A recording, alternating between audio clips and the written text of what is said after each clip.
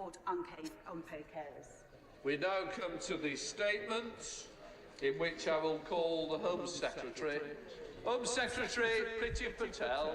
Thank you, Mr. Speaker. With permission, Mr. Speaker, I'd like to make a statement of the United Kingdom's approach to the global migration challenge. The United Kingdom has a long and proud history of offering sanctuary to refugees. In recent years alone, we have welcomed more than 185,000 people through safe and legal routes, including from Syria, Hong Kong, Afghanistan, and more recently, Ukraine. In addition, we have welcomed more than 40,000 people in recent years through our refugee family reunion routes. This government has done more than any other in recent history to support those fleeing persecution, conflict or instability. But we cannot focus our support on those who need it most, or effectively control our borders without tackling illegal migration, which, Mr. Speaker, is facilitated by people smugglers, serious organised criminals that profit from human misery, who do not care about people drowning in the channel or suffocating in the back of containers. We must break their lethal and evil business model by removing the demand for their repugnant activities.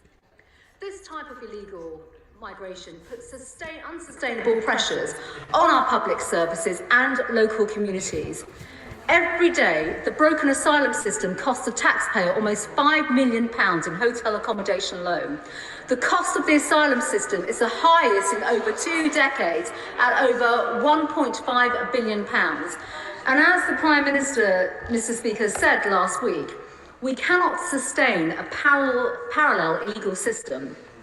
Our compassion may be infinite, but our capacity to help people is not. But this is why the new plan for immigration and its legislative vehicle, the Nationality and Borders Bill, are so vital. And once again, I urge honourable members, but also members in the other place, to follow this elected House in backing the bill. At the heart of this government's approach is a simple principle, Mr. Speaker: fairness. Access to the UK's asylum system should be based on need, not on the ability to pay people smugglers. Mr. Speaker, more than 80 million people around the world are displaced. Others are on the move because they want a better life. There is a global migration crisis that demands innovative and international solutions, and this government is taking firm action. When I published the new plan for immigration back in March last year, we set out 3 very clear objectives: to increase the fairness and efficacy of our system so that we can better protect and support those in genuine need of asylum; to deter illegal and dangerous routes of entry to the UK, thereby breaking the business model of criminal smuggling networks and protecting the lives of those they endanger; and, Mr. Speaker, to remove more easily from the UK those with no right to be here. The Ministry of Defence has taken command of small boat operations in the Channel. Every small boat incident will be investigated to determine who piloted the boat and could therefore be liable for prosecution. These reforms are a truly cross-government effort, including the Home Office, the MOD, the Crown Prosecution Service, Border Force and the Ministry of Justice. A nationwide dispersal system will be introduced so that asylum pressures more equally spread across local authorities. Currently, 53% of local authorities in England, Scotland and Wales do not accommodate asylum seekers under the dispersal system. It is simply unfair that a national burden should be felt disproportionately by certain areas of the country. For the first time, Mr. Speaker, the government is building asylum reception centres to end the practice of housing asylum seekers in expensive hotels. A new reception centre in Linton upon Ouse in North Yorkshire will open shortly. Far from being outlandish, as some of the opposition have commented, asylum reception centres are already operational in safe EU countries, such as Greece, Mr. Speaker. And, Mr. Speaker, they're funded by the EU. And just last week, I signed a new world-leading migration and economic development partnership with Rwanda. Under this partnership, those who travel to the UK by illegal and dangerous routes, including by small boats across the Channel, may be relocated to Rwanda, where they will have their asylum claims considered. Those in need of protection will be given up to 5 years of support, including education and employment training, help with integration, accommodation, healthcare, so that they can thrive there, Mr. Speaker. The UK is supporting this investment in Rwanda over 5 years, boosting the Rwandan economy and increasing the opportunities of people living there, further cementing the trading and diplomatic relationship between our countries. Mr. Speaker, this is a bespoke international agreement reached last week with Rwanda. I came to Parliament as soon as was reasonably practical following the conclusion of that agreement. This agreement is comparable with all our domestic and international legal obligations. Rwanda is a state party to the 1951 United Nations Refugee Convention and the 7 core United Nations Human Rights Convention, and has a strong system for refugee resettlement. The United Nations has used Rwanda for several years to relocate refugees, Mr. Speaker. And, of course, Mr. Speaker, it was the European Union who first funded this. This agreement deals a major blow to the people smugglers and their evil trade in human cargo. Everyone who is considered for relocation will be screened and interviewed, including an age assessment, and have access to legal services. Mr. Speaker, in relation to accounting officer advice, contrary to reports in the newspapers, the Permanent Secretary did not oppose this agreement nor assert that it is poor value for money. Rather, he stated in his role as accounting officer that the policy is regular, proper and feasible, but there is not currently sufficient evidence to demonstrate value for money. It is the job of ministers to take decisions, Mr. Speaker, and it is the job of ministers, Mr. Speaker, more often than not, to take tough decisions in the interest of our country. Existing approaches, Mr. Speaker, have failed, and there is no one single solution to tackle these problems, something that I think the benches opposite may have encountered in the past as well. Change is needed because people are dying attempting to come to the UK on illegal and dangerous routes. This partnership is a type of international cooperation needed to make the global immigration system fairer, keep people safe and give them opportunities to flourish. This will help break the people smugglers' business model and prevent the loss of life while ensuring protection for those who are genuinely vulnerable. This government is delivering the first comprehensive overhaul of the asylum system and this type of illegal migration in decades. At the heart of this approach, Mr. Speaker, is fairness. Access to the UK's asylum system must be based on need, not the ability to pay people smugglers. And the demands on the current system, the cost of British taxpayers and the scandalous abuses are increasing. The British public have rightly had enough. Our new plan for immigration will improve and support those directly fleeing oppression, persecution and tyranny through safe and legal routes. It will deter illegal and dangerous routes of entry to the UK, make it easier to remove those with no right to be in the UK, and, Mr. Speaker, provide a common-sense approach to controlling immigration, both legal and illegal. I commend the statement to the House. I call the Shadow Home Secretary, Yvette Cooper. Thank you, Mr. Speaker. We've seen over the last week, Mr. Speaker, this unworkable, shameful and desperate attempt to distract from the Prime Minister's law-breaking that the Home Secretary should not go along with because she is undermining not just respect for the rule of law, but also her office by providing cover for him.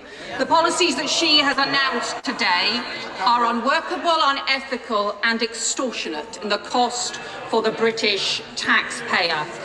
There's no information from the Home Secretary about the costs today. Will she admit the 120 million she's announced doesn't pay for a single person to be transferred? She hasn't actually got an agreement on the price for each person. In fact, the £120 million is the eye-watering price the Home Office is paying just for a press release. So what's the rest of the cost? What is this year's budget? How many people will it cover? The Home Office has briefed it might be £30,000 per person to cover up to 3 months accommodation, but that is already 3 times more than the ordinary cost of dealing with an asylum case in the UK, and her statement says she's going to provide 5 years of cost. Well, in Australia, offshoring costs £1.7 million per person. That is over 100 times more than the ordinary asylum cost from here. So where is all the money going to come from in order to fund this plan?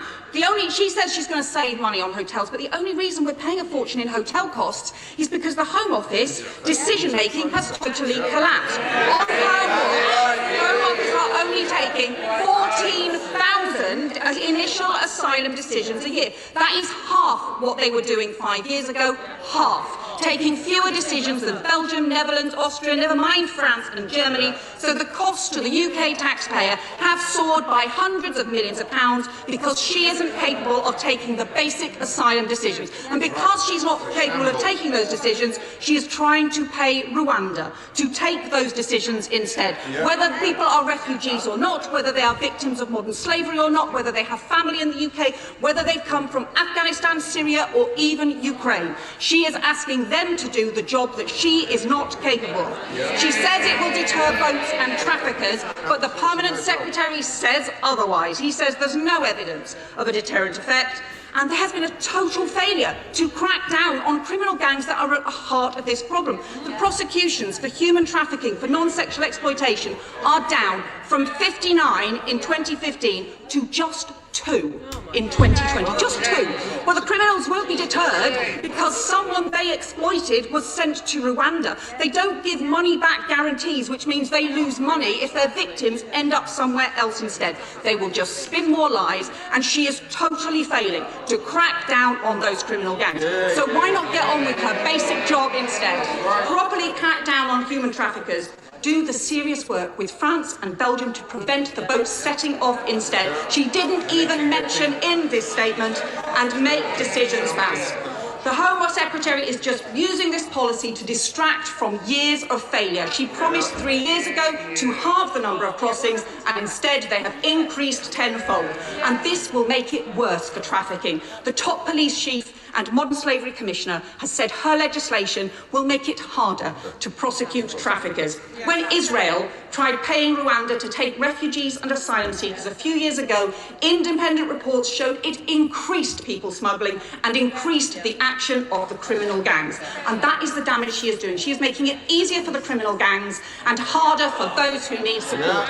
At a time when people across our country have come forward to help those who are fleeing Ukraine, to help desperate refugees, instead of working properly with other countries, the Home Secretary is doing the opposite. All she is doing is making it easier for the criminal gangs. So will she tell us the facts, the real costs of this policy, the real damage it's going to do to human trafficking and people smugglers, and come clean with the public and come clean with the House? Home Secretary.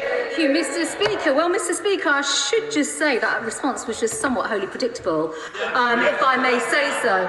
And I think it's important just to say to everyone in the House right now, you cannot put a price on saving human lives. And I think everyone will respect that completely. And Mr. Speaker, if I may, the Honourable Lady was a minister in the Blair government when the powers that have given this government to undertake the legal basis of this policy were introduced back then. And I don't remember the current Home Secretary, Shadow Home Secretary, exploding in this synthetic rage when she occupied a seat in the Blair government when all those policies were put in action. And those, Mr. Speaker, were acts passed in 1999, 2002, 2004 for partnerships in this similar way. By the way, the same partnerships and that were used to put in place the Dublin regulations to return inadmissible asylum seekers to EU member states. And of course, the Honourable Lady has gone on the record multiple times to attack the government for leaving those regulations, while at the same time calling for a replacement to be put in place. Now she's attacking the government for using the very powers that only a few weeks ago she was saying that we still could be using if we hadn't left the EU. I think, quite frankly, Mr. Speaker, what we've seen today from the party opposite and from the Honourable Lady is, quite frankly, their absolute inability to understand this issue, this differentiation between legal migration and illegal migration. They should be honest about their policies. Their position is to stand for open borders and uncontrolled immigration. And, Mr. Speaker, if I may just go even further, I mean, she speaks about the policy being unworkable and then extortionate. Well, if the policy is unworkable, it can't then be extortionate because we will be making payments based on delivery. And this is the point about our scheme, that there is nothing that she has said today that actually puts an alternative forward, that actually seeks to deal with the issue of people trafficking, deaths in the Channel, and importantly, I think the Labour Party are being exposed today for having no policy, no idea as to stop people smuggling. Theresa May.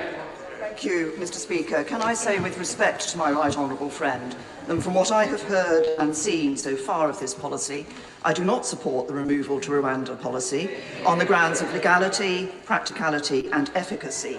But I want to ask her about one very specific issue. I understand that those who will be removed will only be young men, that families will not be...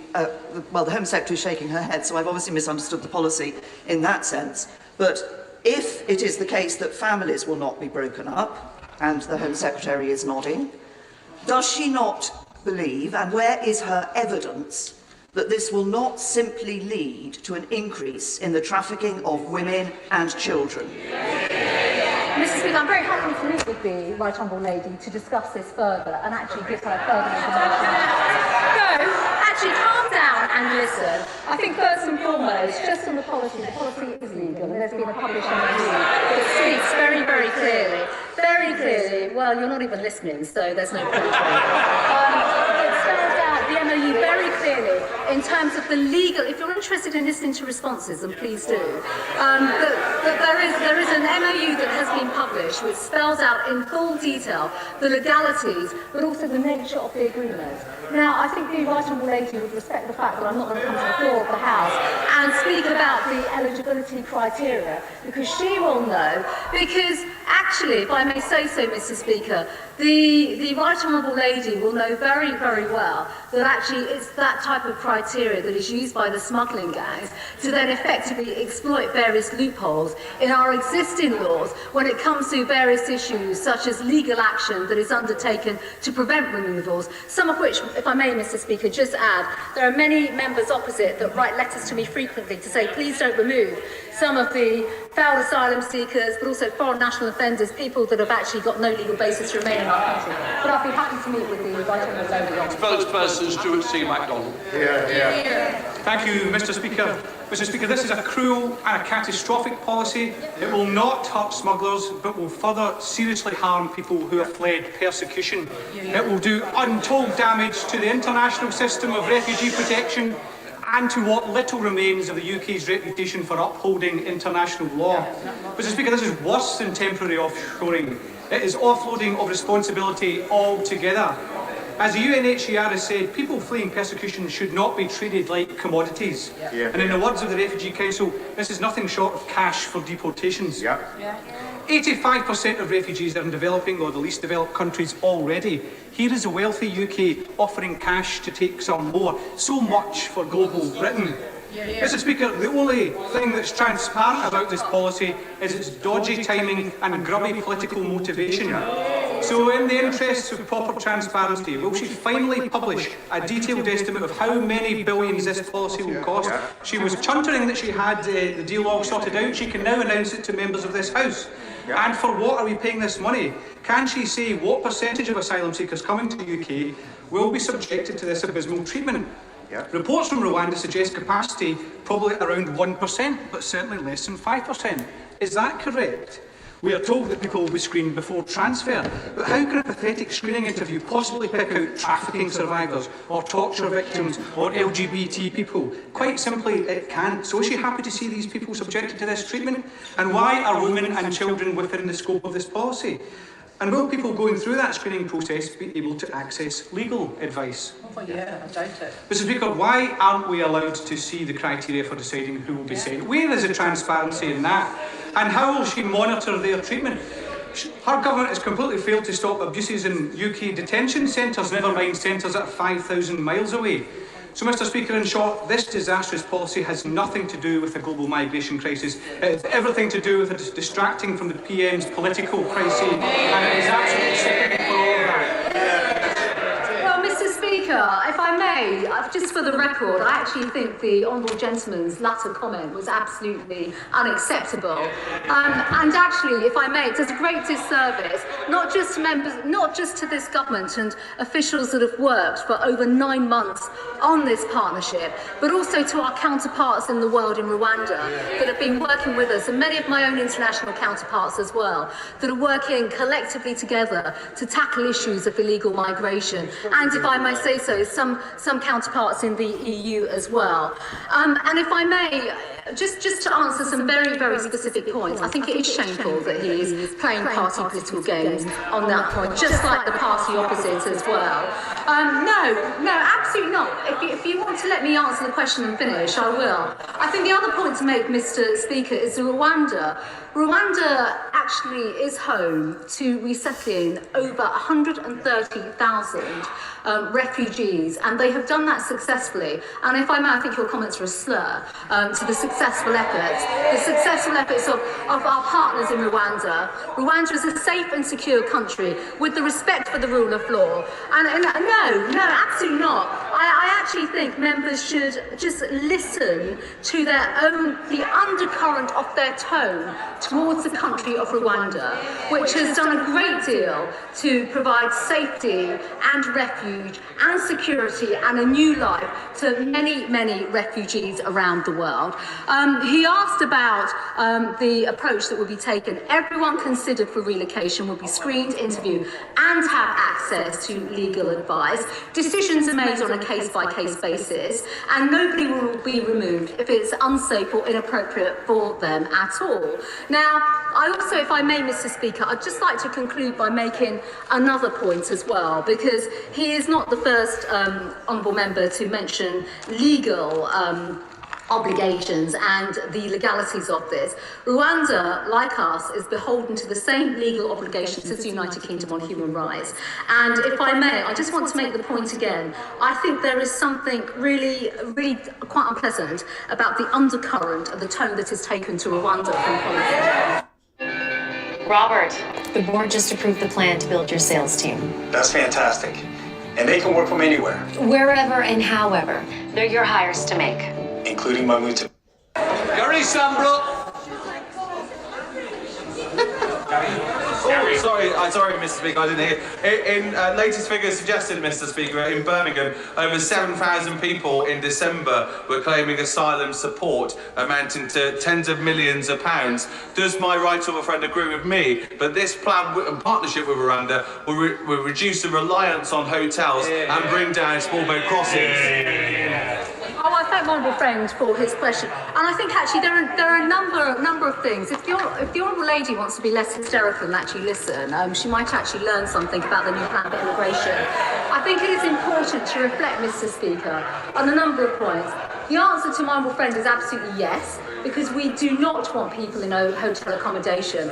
And of course, it's a cheap point for the opposition benches to make, but with the pandemic, we absolutely had to use hotel accommodation as part of dispersal to actually keep people protected during the pandemic. That was a fact, and Public Health England guidance spoke to that. And of course, on decision making, yes, of course, and on decision making, if you choose to listen, that's exactly what the new plan for immigration is about, in terms of speeding up asylum decision making and processing with this legislation and digitalisation of the system. And I have to add, Mr. Speaker, because every single member on the opposite benches have voted against this policy. They clearly want open borders. They just want to have uncontrolled migration, and they've done nothing themselves to come up with an alternative plan on this issue. Chair of the Select Committee, Dame Dinah Johnson. Thank you, Mr. Speaker. The announcement made last week when Parliament wasn't sitting has caused a great deal of confusion around what this policy actually entails. Unfortunately, the Home Secretary turned her head away from the microphone when she was responding to the Right Honourable Lady for Maidenhead. So I wonder if the Home Secretary could answer the question about who would actually be eligible to be sent to Rwanda. Is it going to be single young men? Is it going to be women and children? And what percentage of asylum seekers does the Home Secretary think will be sent to Rwanda? Mr. Speaker, just on the on eligibility, as I have already said, everyone considered for relocation will be screened, interviewed, have the right access to legal advice and services, and decisions will be made on a case-by-case basis. That is absolutely right and proper. But there is also the fundamental principle right now in relation to this policy and the new plan for immigration, which I'm sure she is well versed in, is that this will apply to people that are inadmissible to our asylum system and people that have come to our country illegally through illegal or dangerous routes. Kevin Hollingray. Mr. Speaker, the Asylum Reception Centre my right honourable friend refers to is situated in my constituency of Linton and Ouse.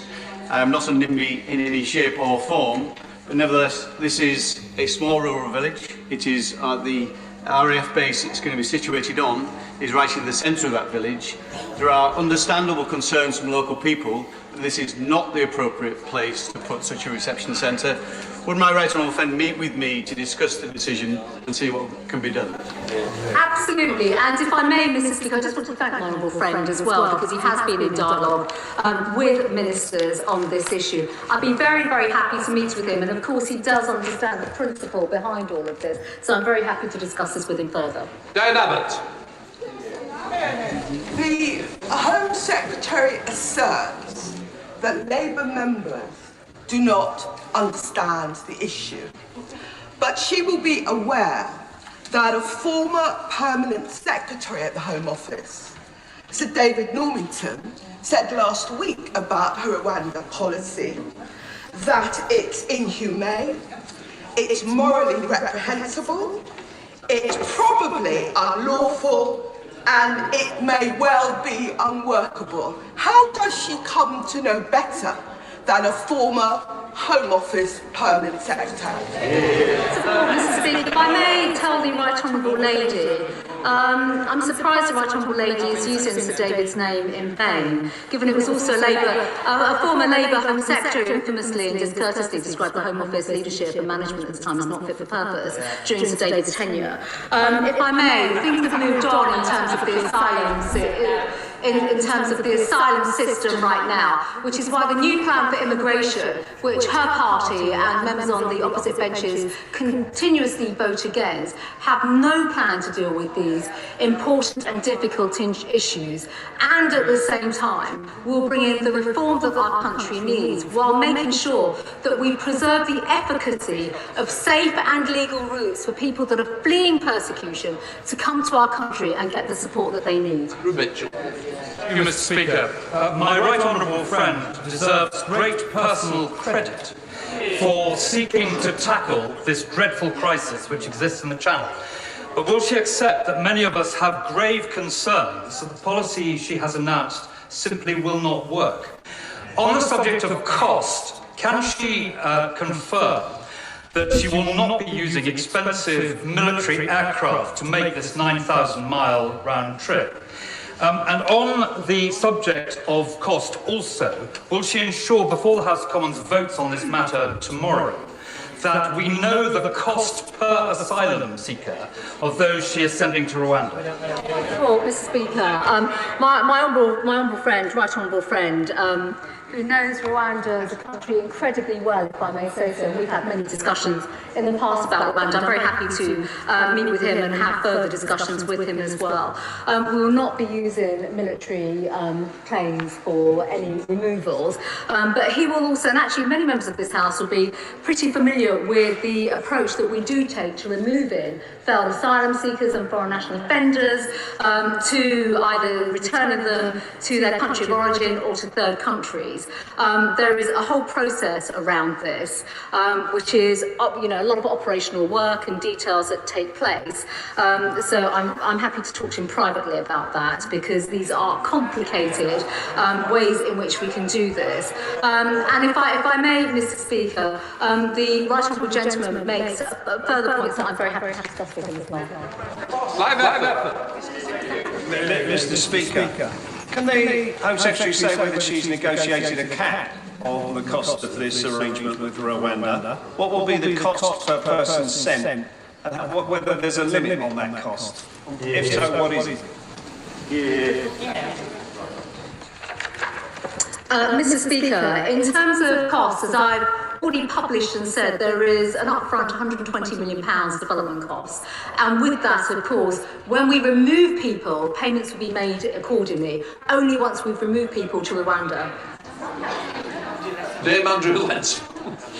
Mr. Speaker, I'm incredibly proud of this country and this government's track record in providing safe welcome to over 185,000 asylum seekers and refugees since 2015. And I do hope my right honourable friend will be ramping up the welcome for Ukrainian refugees. I know she'll be working flat out at it.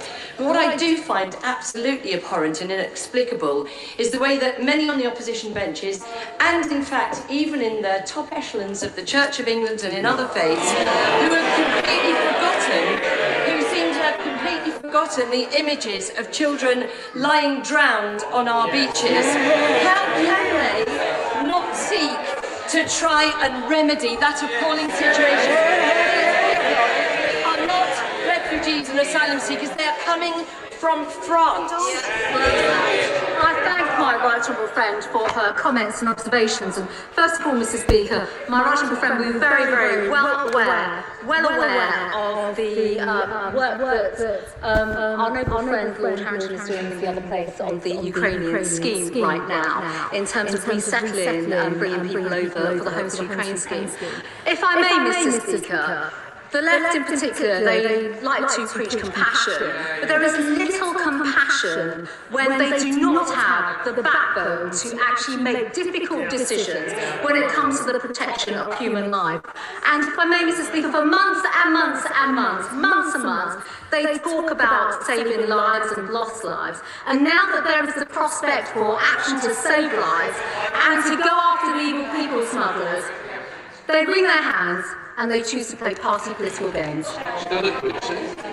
Thank you, Mr. Speaker. Members across this House are desperately concerned about the children who are often on these boats. So can we have a straight answer from the Home Secretary? Does she intend for one of the criteria to be that prevents somebody being sent to Rwanda to be being under 18? And crucially, where will the processing and the decision-making as to whether or not somebody is under 18 take place?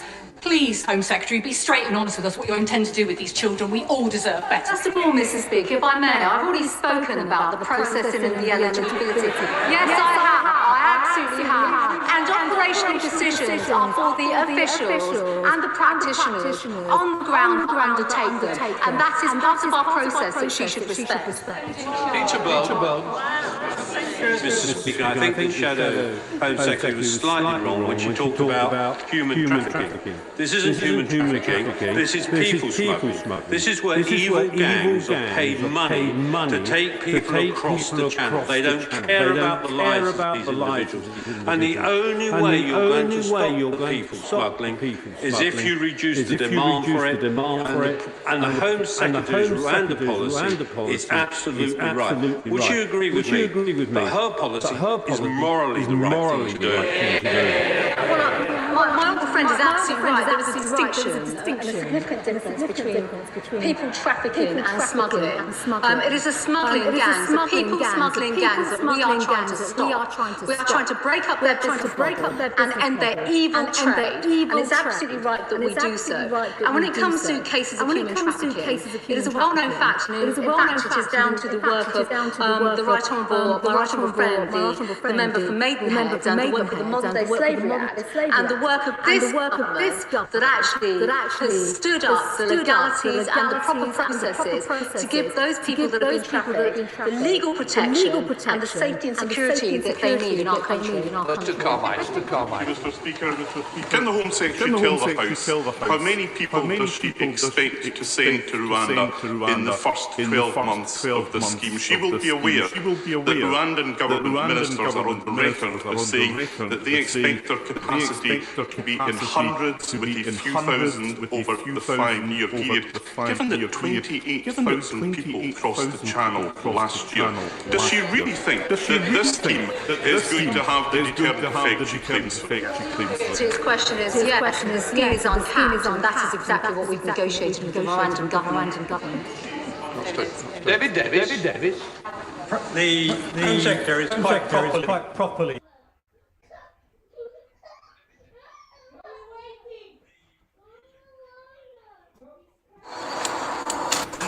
Introducing new Kia Sportage.